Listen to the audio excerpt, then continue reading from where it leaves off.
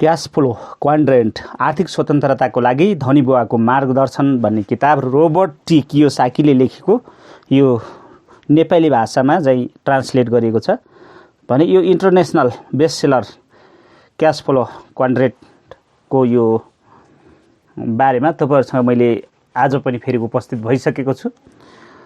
यसै बेला सधैँ आउने गर्दछु भने तपाईहरुसँग यसरी आइरहँदा विभिन्न प्रेरक कुराहरू पनि ल्याउने गर्दछौँ। यदि हाम्रो च्यानलमा नयाँ हुनुहुन्छ भने लाइक शेयर र सब्स्क्राइब गरी नजिक रहेको बेल आइकन थिच्न चाहिँ नबिर्सनु होला मित्रहरू। हामी अध्याय 3 अन्तर्गत हामी शीर्षक मानिसहरू सुरक्षाले स्वतन्त्रता भन्दा माथि किन ठान्छन् अथवा किन राख्छन् भन्ने विषयमा मैले तपाईहरुसँग खास गरी सारांशमा भनिराखेको छु। मैले हुबहु त्यसरी बोलिराखेको छैन। हुबहु बोल्दा तपाईहरुलाई नमजा पनि लाग्न सक्छ। यसले गर्दाखेरि कतिपय कुराहरू प्राय चाहिँ सारांशमा छन् र कतिपय कुराहरू पूर्ण रूपमा हुन सक्छन्। यो एउटा पाटो रह्यो, यसलाई मिलाएर बुझिदिनु हुनेछ भन्ने मलाई लागेको छ भने अबको यो श्रृङ्खलामा तपाईहरुसँग यसरी जोडिरहँदा पक्कै पनि यस्ता कुराले तपाईको जीवनमा केही महत्त्वपूर्ण सन्देश ल्याओस् भन्ने उद्देश्यका साथ यसरी जोडिराखेको छु। आशा छ सबै माझ पुर्याउने कोसिस गर्नु होला, शेयर गरेर भए पनि अथवा सब्स्क्राइब गर्न चाहिँ नबिर्सनु होला। लागौँ मानिसहरू सुरक्षालाई स्वतन्त्रता भन्दा माथि किन राख्छन् भन्ने कुरा यो अध्याय 3 को। मेरा दुवै बुवाले मलाई कलेज जान र डिग्री लिन सल्लाह दिनुभयो, तर कलेजमा डिग्री लिएपछि मैले के गर्ने भन्ने बारेमा दुवैको सुझाव अलग अलग थियो। मेरो उच्च शिक्षित बुवाले मलाई बारम्बार सल्लाह दिनुहुन्थ्यो, कलेज जाऊ, राम्रो नम्बर ल्याऊ र एउटा राम्रो सुरक्षित जागिर खोज।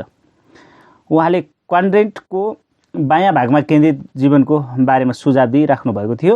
उहाँको सुझावको बाटो यस्तो खालको थियो, जो शिक्षित बुवाको ई अथवा यस मतलब ई र यसको मतलब तपाईहरुसँग मैले अगाडि पनि भनिसकेको छु। ई र यसको बारेमा तपाईहरुसँग मैले जोड्दै छु। ई र यसको अन्तर दुवैमा के हुन सक्छ त भन्ने कुरा फेरि पनि एकचोटि तपाईहरुलाई मैले रिक्याप गर्नको लागि हेर्दै छु। ई भनेको कर्मचारी, यस भनेको स्वरोजगार।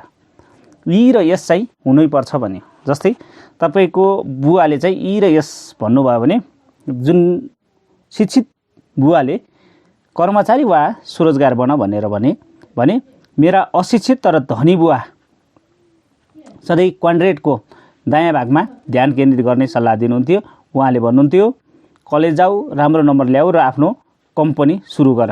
बी र आई भनेको व्यवसाय गर र लगानीकर्ता पनि बन भनेर भनेका छन्। लगानीकर्ता भएर व्यावसायिक बन, व्यवसाय मालिक चाहिँ बन भन्छ। कर्मचारी भएर स्वरोजगार हुनुभन्दा व्यावसायिक रूपमा मालिक भएर लगानीकर्ता चाहिँ बन्न सकियो भने त्यो सही हुन्छ भनेर चाहिँ कसले भने त भन्दा जो अशिक्षित थिए ती बुवाले भन्ने गरे। उहाँहरू दुवैको सल्लाह अलग अलग थिए। एकजना बुवा जागिरको सुरक्षाको बारेमा धेरै चिन्ता गर्नुहुन्थ्यो भने अर्को बुवा आर्थिक स्वतन्त्रताको बारेमा धेरै चिन्ता गर्नुहुन्थ्यो। मानिस जागिरको सुरक्षा किन चाहन्छ?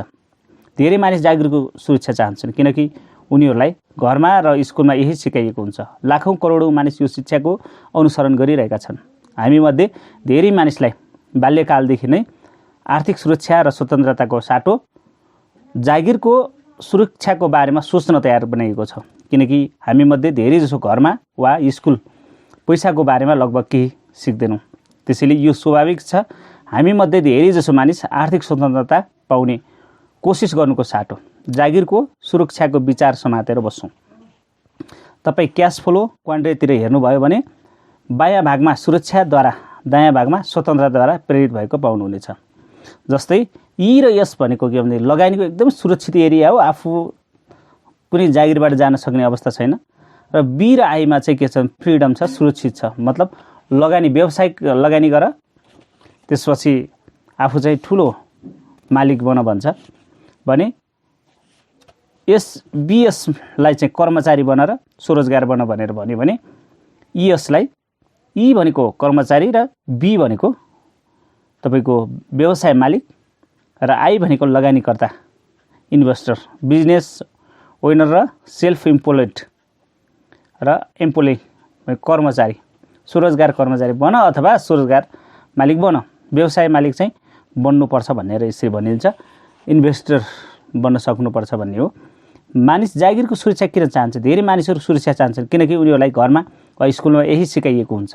यो हो कुरा। यसले गर्दाखेरि यी र यस भनेको के हो त भन्दाखेरि कर्मचारी र स्वरोजगार अथवा इम्प्लोइ र सेल्फ इम्प्लोइड स्वरोजगार भनिन्छ। त्यसैगरी बी र आई भनेको के हो त भन्दा फ्रिडम त मानियो फ्रिडम छ, तर स्वरोजगार व्यावसायिक मालिक र लगानीकर्ता भने ऊ चाहिँ एकदम फ्रिडम हुन्छ, सुरक्षित हुन्छ क्या। यो हो कुरा। ऊ चाहिँ एकदम स्वतन्त्रपूर्वक जहाँ पनि जान सक्छ, जहाँ पनि गएर पैसा कमाउन सक्छ। त्यसले गर्दाखेरि हामी फ्रिडम हुनको लागि बी र आईलाई बढीभन्दा बढी ध्यान दिने मैले देखेँ। ऋणको जालमा अल्झनु 90% मानिस क्वाड्रेन्टको नयाँ भागमा काम गरिरहेका छन्। यसको मुख्य कारण हो उनीहरूले स्कुलमा यही भागको बारेमा सिकिरहेका छन्।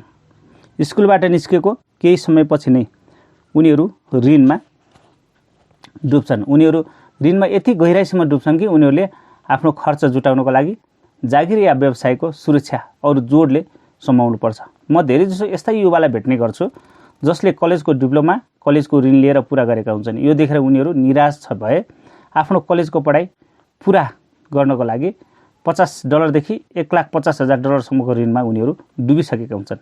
यो सबै देखेर उनीहरू निराश हुन्छन्। उनीहरूमा आमा बुवाले उनीहरूको पढाइको लागि पैसा खर्च गरेका हुन्छन् भने उनीहरू कैयौँ वर्षसम्म आर्थिक सङ्कटको सामना गर्छ। मैले हालै पढेको थिएँ अधिकांश अमेरिकावासीले आज कलेजभन्दा क्रेडिट कार्ड पाउँछन्। त्यसैले उनीहरू जिन्दगीभर ऋणमा डुबिरहन्छन् किनकि उनीहरू यो स्क्रिप्टको अनुसरण गर्छन् जुन औद्योगिक युगमा लोकप्रिय थियो। स्क्रिप्टको अनुसरण गर्नु हामी औसत शिक्षित मानिसको जीवनलाई ध्यान दिएर हेऱ्यौँ भने उनीहरूको आर्थिक स्क्रिप्ट यसरी चलेको हुन्छ। केटो कलेज जान्छ, स्नातक हुन्छ, जागिर गर्न थाल्छ र छिट्टै उसँग खर्च गर्नको लागि पैसा हुन्छ। त्यो केटो अब घर भाडामा लिन सक्छ, टिभी किन्न सक्छ, नयाँ लुगा किन्न सक्छ, फेरि फर्निचर किन्न सक्छ र एउटा कार पनि किन्न सक्छ। अब बिल आउन सुरु हुन्छ। एक दिन त्यो केटो खास व्यक्तिसँग भेट हुन्छ, मनमा आगो सल्कन्छ, प्रेम हुन्छ र उसले विवाह पनि गर्छ। केही समयका लागि जीवन सुखमय हुन्छ किनकि दुई मानिसले एक मानिसको खर्चमा जीवन चलाउन सक्छन्। अब उनीहरूसँग दुईजनाको आम्दानी हुन्छ। उनीहरूले एउटा घरको मात्र भाडा तिर्नुपर्छ। त्यसैले उनीहरूले केही डलर बचाउन सक्छन्। त्यसबाट उनीहरूले आफ्नै घर किन्न सक्छन्। भने जुन घर हरेकको सपना हुन्छ, आखिरमा उनीहरू आफ्नो सपनाको घर खोज्छन्, आफूले जम्मा पारेको धन निकाल्छन् र घरको डाउन पेमेन्टको लागि दिन्छन्। यसरी अब उनीहरूमाथि घरको ऋण चुकाउने भारी थपिन्छ। उनीहरूसँग एउटा नयाँ घर हुन्छ। घर सजाउनको लागि नयाँ सामानको आवश्यकता पर्छ। अब उनीहरू एउटा फर्निचर स्टोर खोज्छन्। यसको विज्ञापनमा लोभ लाग्दा शब्दहरू लेखेका हुन्छन्। नगद पैसाको आवश्यकता छैन। सजिलो मासिक किस्तामा जीवन अद्भुत लाग्छ। उनीहरू पार्टी दिन्छन् किनकि उनीहरूका सबै साथीहरू उनीहरूको घर, नयाँ कार, नयाँ फर्निचर, नयाँ सामान देखाउनु पर्ने हुन्छ। उनीहरू अब जिन्दगीभरका लागि ऋणको गहिराइमा डुबिसकेका हुन्छन्। त्यसपछि उनीहरूको बच्चा हुन्छ। शिक्षित र कडा मेहनत गर्ने दम्पतिहरू बच्चालाई नर्सरी स्कुलमा छोडेर कम्मर कसेर लाग्छन्। जागिरको सुरक्षाको आवश्यकतामा जोडिन्छन् किनकि सामान्यतया उनीहरू आर्थिक कङ्गालेपनदेखि 3 महिना वा त्योभन्दा कम दूरीमा हुन्छन्। उनीहरूको मुखबाट प्रायः यस्ता शब्द सुनिन्छ, म यसलाई छोड्दिनँ, मैले बिल भुक्तानी गर्नु छ, अथवा स्नो व्हाइट 7 ड्राफ्टको गीतको लाइनमा मिल्दोजुल्दो वाक्य, मेरो ऋण छ यसैले म काममा जान्छु। सफलताको जाल हो। मैले आफ्ना धनी बुवाबाट यति धेरै कुरा सिकेँ। यसमा कैयौँ कारण थिए। उनीहरूसँग मलाई सिकाउने खाली समय थियो। जति उहाँ सफल हुँदै जानुभयो त्यति धेरै समय र धन आउँदै थियो। व्यवसाय बढ्दै उहाँले धेरै मेहनत गर्न आवश्यक थिएन। उहाँ त आफ्ना अध्ययनलाई भन्नुहुन्थ्यो पद्धति बढाउनु, काम गर्ने मानिस अझ थप्नु। उहाँको लगानीबाट राम्रो पैसा आउँथ्यो भने त्यो धन फेरि लगानी गरेर अरू धेरै पैसा कमाउनुहुन्थ्यो। उहाँको सफलताको कारण उहाँसँग धेरै खाली समय थियो। उहाँ आफ्नो छोरा र मसँग घन्टौँ समय बिताउनुहुन्थ्यो। उहाँ हामीलाई आफ्नो व्यवसाय र लगानीको सारा कुरा बताउनुहुन्थ्यो। उहाँले जे गरिरहनु भएको छ, त्यो के गरिरहनु भएको छ, धेरै कुरा बताउनुहुन्थ्यो। मैले स्कुलबाट त्यति कुरा सिकेन, त्यति उहाँबाट सिकिरहेको थिएँ। तपाईँ पनि क्वाड्रेन्टको नयाँ भाग अर्थात् बी र आईको भागमा कडा मेहनत गर्नुभयो। भने मेरा धनी बुवाले यस्तै सफल नतिजा प्राप्त गर्न सक्नुहुन्छ। मेरो उच्च शिक्षित बुवा पनि कडा मेहनत गर्नुहुन्थ्यो, तर उहाँ कन्ड्रेडको नयाँ भागमा कडा मेहनत गर्नुहुन्थ्यो। कडा मेहनतका कारण उहाँको उन्नति भयो, तर उहाँको जिम्मेदारी पनि बढ्दै गयो। बिस्तारै उहाँसँग आफ्ना बच्चाहरूसँग बिताउनको लागि समय कम हुँदै थियो। उहाँ बिहान 7 बजे जागिर जानुहुन्थ्यो। कैयौँ पटक हामी उहाँलाई देख्न पनि पाउँदैन थियौँ, किनकि उहाँ घर फर्कनुभन्दा पहिला हामी सुतिसकेका हुन्थ्यौँ। जब हामी क्वाड्रेटको बायाँ भागमा कडा मेहनत गर्नुपर्छ र सफलताको सिडी चढ्नु हुन्छ, नतिजा यस्तै हुन्छ।